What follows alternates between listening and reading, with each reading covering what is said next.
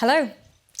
So, 60 years ago, my grandmother was in Freetown, Sierra Leone, and she bought this yellow dress. It was petite, it had stripes down it had an orange tie attached to the collar, and she absolutely loved it. It went on to become my grandfather's favorite dress of hers. This was nothing to do with the design, and it was entirely to do with the fact that it was a couple of inches shorter than her other dresses, meaning he got to see more of her legs. 60 years after she bought this dress, I was sitting with her in her room in London, and she gave this dress as a gift to me.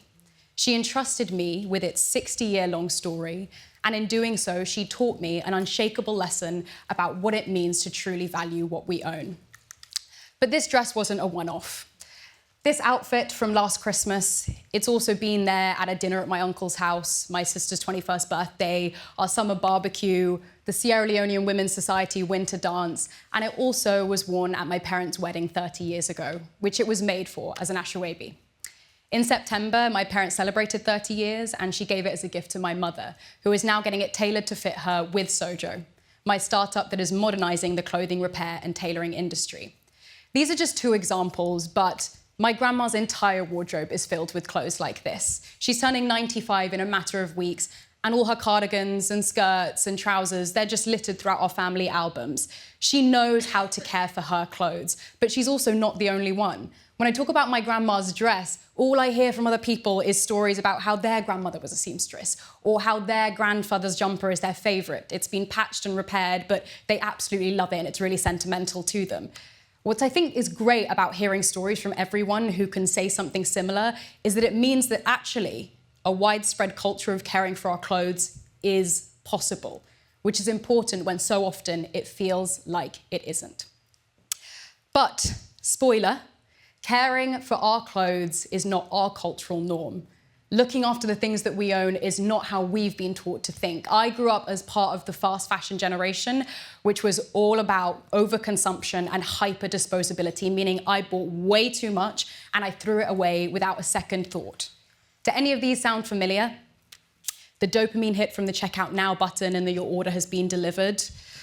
Buying an outfit for a one-off event and then never wearing it again. Doing a wardrobe clear out and feeling like it cleanses your mind as much as it cleanses your closet. Or taking a really big bag down to the charity shop and never thinking about those clothes again. This is how I was taught to engage with my clothes, and this is how we've all been taught to think.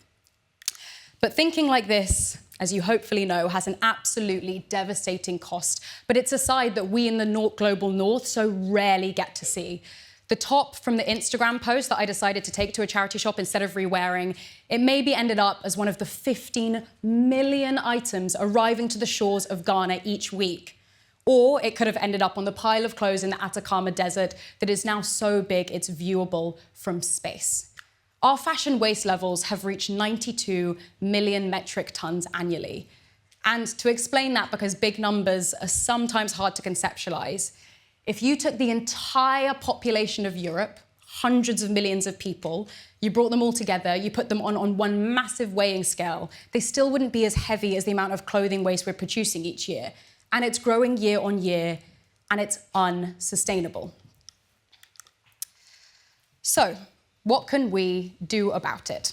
Well, my idea for Sojo came about by my first experience with a tailor, a local tailor. I didn't know where to go, who to go to, how much it would be, what quality it would be, and when I went there, my order was written down on the back of a piece of paper. Maybe some of you can relate. I couldn't believe it. They told me to come back, and I came back a week later, hoping it would be ready, but it wasn't. They said, come back on the weekend. I came back on the weekend, and it was ready. Great. So I went to pay, and they said, no, cash only. And I didn't have any cash. And I was just like, this is mad. So I said, I'll come back, and then I forgot, and I didn't get order updates, unlike Deliveroo's or Uber's or Amazon orders. There was no kind of automation or notifications. So I actually didn't go back for a couple of months. And when I did go to collect it, I realized that I wanted to create Sojo to tackle this exact problem, the digitization of an age-old industry. I knew that if we wanted millions of people to repair their clothes, we'd have to make it seamless and we'd have to make it digital.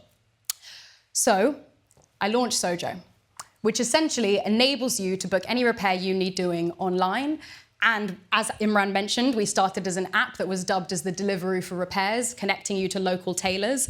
But we soon realized that going one person at a time was no mean feat, especially in such a big industry. So we started working with brands to power their repair services, because we realized that brands should be the ones taking responsibility for the longevity of the clothes they create.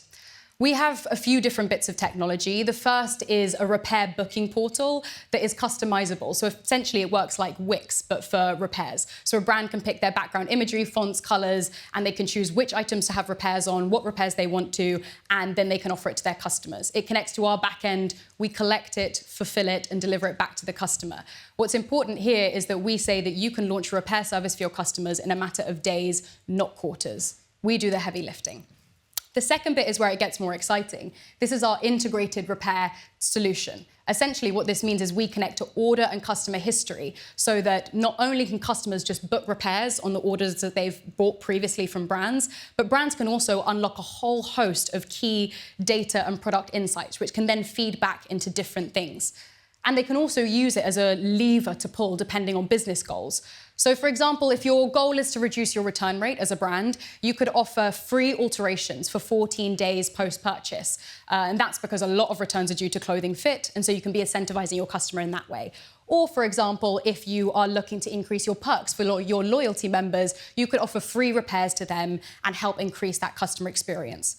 But also the SKU-based data helps brands understand their products more when it comes to their durability and their longevity. Which fabrics are engaging in early stage repairs? What issues are being created? And how can they fix them? How can they think about circular design? And how can they think about their durability when it comes to production and finishing techniques, etc.? Not only that, but the alterations element we're feeding back into our brand partners so they can get more accurate sizing and measurements for their customers. So, more accurate size for the customers. So, we also have in-store technology. I'm actually going to go back. We also have in-store technology that enables retail assistants to book for customers. And ultimately, all of this is now fueled by our operational tech, which is now no longer pens on paper and orders being written down haphazardly. It is essentially digitizing the whole process from arrival to triage to tailor fulfillment to delivery. The customers can track where their orders are, so can the brands, and essentially it's allowing us to optimize our operations, whether that be automated assignment to tailors or whether it is getting better pricing accuracy based off of time it takes to do things. We're digitizing it all, and we're now also looking into how AI can feed into hardware solutions that will ultimately aim to drive down the time it takes to do repairs and therefore also decrease cost. So, to finish off, essentially, So I've spoken about the mission and I've spoken about the technological element, but I wanted to chat finally about what it means for brands to launch a repair service. Ultimately, it's incredibly difficult to convince them of repair when their focus and their goal is all about buy more, buy now, and buy new.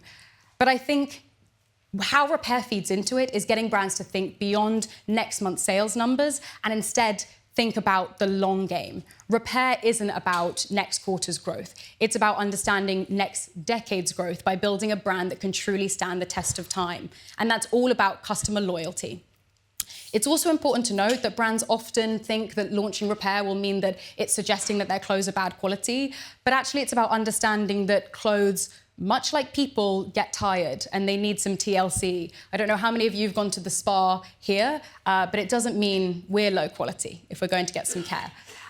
So yes, essentially, after-sale services are one of the biggest keys to unlocking customer lifetime value and loyalty. And I say this to say that we have done tens of thousands of repairs in the first couple of years of Sojo, and the endless comments that we've got from customers about how meaningful it is as a process has been something that brands absolutely need to tap into.